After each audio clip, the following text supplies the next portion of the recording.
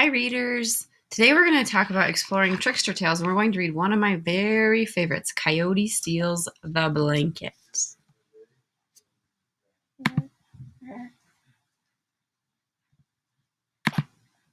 Okay, Mavs and readers, do you know the difference between a folktale and a fairy tale? Stop and think. Use your picture clues to help you. That's right. Fairy tales often have elements of princesses and princes, some type of royalty. And folktales are stories that sometimes can also be called fables. They've been passed down for generations. So, for example, your great grandparents may have a really popular story that they told to their kids, and they passed it to their kids, and then those kids grew up to be adults and they told that story to their kids, and those kids grew up to be adults and they told that story to their kids, and on and on and on. Folktales often also explain how things came to be or are the way they are today. So I want you to keep a close eye as we read Coyote Steals the Blanket. Do you think it's a fairy tale or a folk tale? Okay, reader, what genre do you think this book is? Look closely at the picture clues. That's right. It's fiction. It has made up characters and animals that can talk. All right, here is our target. I can use the evidence. Get your magnifying glass out of your back pocket so you can look closely. Evidence. I can use evidence from the text to support my opinion of Coyote. What's an opinion? Tell someone near you, or tell me. That's right, an opinion is what you think about something. Okay, after we read the story, we're going to talk about our thinking. Coyote Steals the Blanket by Janet Stevens. Oh, I see a clue. It's a Ute tale. Coyote darted in and out, back and forth among the rocks. I go where I want, I do what I want, and I take what I want, he bragged. I should be crowned king of the desert. Just then, Hummingbird zoomed by. Whir, whir, whir. Coyote's ears twitched. There's that bird again, he muttered.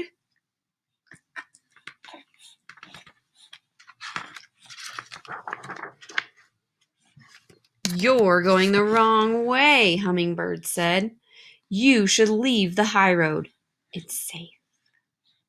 Take the high road. Leave me alone, said Coyote. I go where I want, I do what I want, and I take what I want. There's danger ahead, warned Hummingbird. Danger, said Coyote. I'm not afraid of anything. You can't tell me what to do. Coyote turned and ran off. Hummingbird called after him. Up ahead, there are some beautiful blankets. Whatever you do, don't touch them. Why not? Cried Coyote. Because they don't belong to you, answered Hummingbird. Hummingbird doesn't know what she's talking about, thought Coyote. How can there be blankets out here in the middle of nowhere?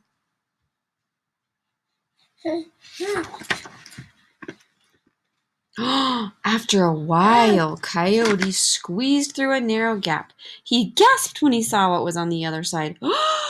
Blankets. That silly old bird was right, he thought. Those blankets are beautiful, but why are they draped over those rocks in the middle of nowhere?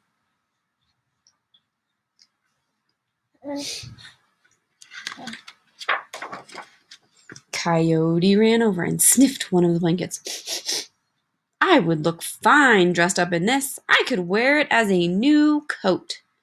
Now, what was it Hummingbird said? That I'm not supposed to touch these blankets? What does she know? Coyote put on his fine new coat and dashed away.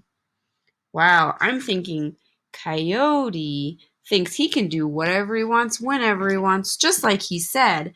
And I'm noticing when he says, Coyote put on his fine new coat and dashed away anyway. That's evidence to support my thinking that he really is selfish and does whatever he wants. He doesn't think of others and doesn't even pay attention to warnings that people give him. He felt great as he traveled along. I wish someone were around to see me, he thought. Rumble, rumble, rumble. Oh, maybe that's someone now. The ground started to shake. Rumble, rumble, rumble. Whoever it is sure is big and noisy, said Coyote. Rumble, rumble, rumble. Coyote glanced back. That's not someone. That's a rock, and it's coming after me. Coyote ran faster. Rumble, rumble, rumble. The rock picked up speed. That rock looks like the one that was wearing my blanket, said Coyote. But now the blanket belongs to me. Oh, I'm also thinking that Coyote's lying. That blanket does not belong to him. I sure hope he changes his ways. Coyote ran on through the canyon. Finally, the rock disappeared. No rock in sight, thought Coyote. I can outrun a rock any day. Rumble, rumble, rumble. I'm still wondering what that rumble is. The rock was back! It was coming around the cliff. Oh no, cried Coyote, and he dashed off. Each time Coyote stopped and glanced back, the rock was getting closer. Ooh, I'm predicting and inferring that he's actually starting to get worried and scared. Because Coyote keeps stopping, glancing back, and I can see on the look on his face, he's wondering what is happening and why is this going on? I know when I stop and keep wondering why something's happening, I start to feel worry in my body. So that's why I think that's what Coyote's feeling. Coyote tried to run faster. He was getting tired. Finally, exhausted, he collapsed in the middle of the path. Surely I'm safe now. But rumble, rumble, rumble. The rock was still there. Coyote jumped up and ran off. Mule Deer was grazing nearby. Hey, Mule Deer, Coyote called out. Can you help me? A killer rock is trying to crush me, and I am weak from all this running. You're so strong. You could stop that rock with your powerful antlers. I am strong, Coyote, Mule Deer agreed, puffing out his mighty chest. I will help you. Rumble, rumble, rumble. Mule Deer lowered his giant antlers just as the rock came crashing towards him. Crack went the antlers. Boom went Mule Deer. Rumble, rumble, rumble went the rock. It headed straight for Coyote. Coyote howled and darted away.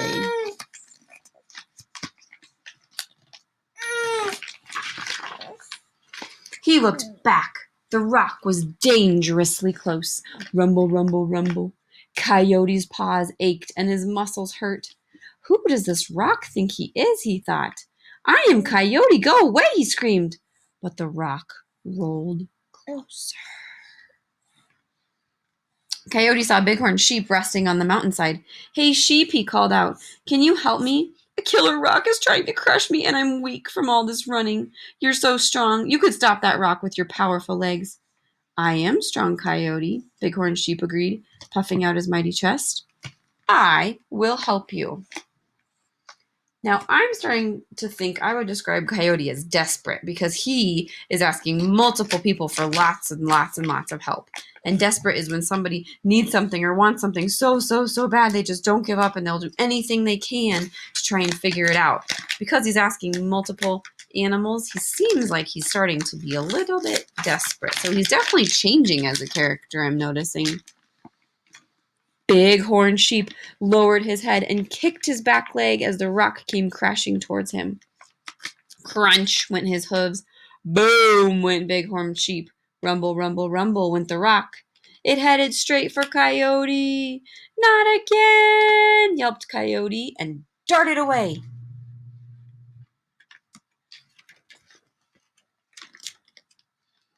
It wasn't long before Coyote could go no further. Help, he howled. Someone save me from the killer rock. Give back the blanket, said a tiny voice. Coyote looked up. There was Hummingbird. Go away, cried Coyote. This is my blanket. I will never give it back. Then you will be running forever, said Hummingbird. I can't run anymore, said Coyote. Then you will be crushed, said Hummingbird. There is a spirit in the rock, the ancient spirit of the great desert. You have taken what does not belong to you. Now you must give it back. No, shouted Coyote. Yes, cried Hummingbird. No, yes, no, yes.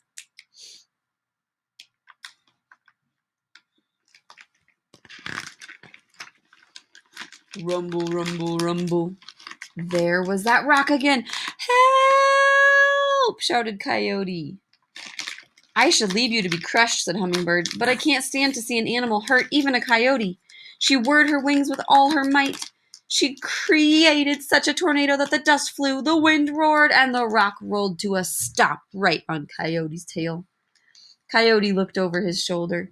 You stopped the rock, Hummingbird, but now my tail will be as flat as a beaver's.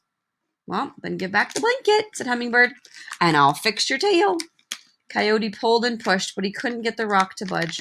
All right, he said finally, you win. Here's your old blanket. Now fix my tail.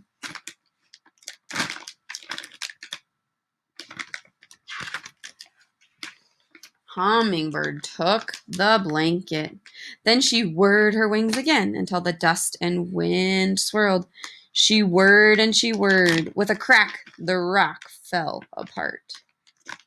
Hummingbird whirred a little more, and Coyote's tail fluffed right up. This place is full of killer rocks and crazy birds, said Coyote. I'm leaving. Coyote dashed off. Hummingbird shook her head. That Coyote, she said. Will he ever learn?